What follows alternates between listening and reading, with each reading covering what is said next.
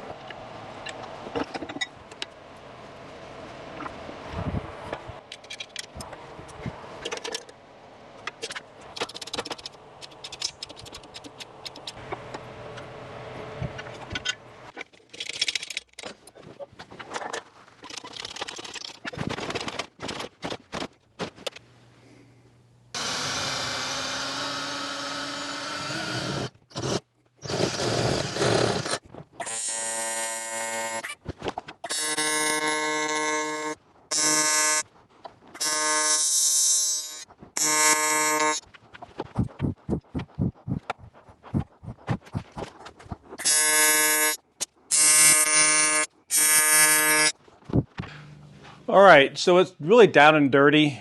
Just a little tray so I can lay the piece on it so I get some back purge on it. The corners didn't quite match up. I did lay some beads on the outside. Corners had some gaps. It'll work for what it is. A little high temp aluminum tape that allowed me to hook up and purge and get to seeing what it's like to weld titanium. So we'll get some gloves on, get everything cleaned off with some acetone, and then let's see what this is like. It was pretty nice is they actually sent I'm gonna call it a guide on what you should be looking for as far as your settings. So I'm just gonna try to lay some beads down on top of this first before we get into any joints. Kind of like a kid in a candy store. I wanna see what this is like. But like most things, it's all about your prep work. So you would think that you wouldn't get no garbage in there, but I mean, it's minimal. There's some on the rag. Okay, so that can send you a really cool little setup here. At least number 12 gas lens. So I've got this 15 from Edge. We'll use that. Gas flow is 35 to 40 CFH. That's a lot of gas. Now I'm gonna have to put some in that back purge setup. So we're gonna eat up some gas here. 30 amp endogenous, 70 with filler. We're gonna try filler, so we're running this CK MT200.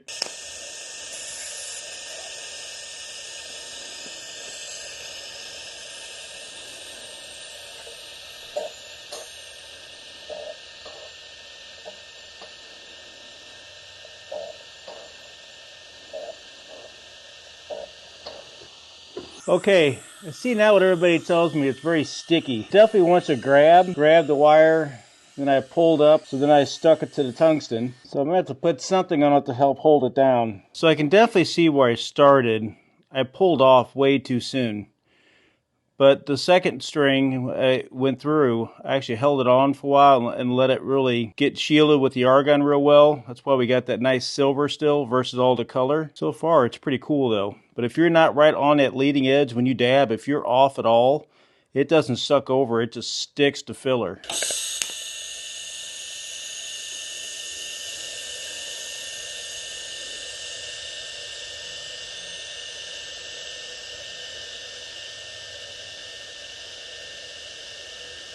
If you're not always trying something new and try to expand yourself, then what are you really doing?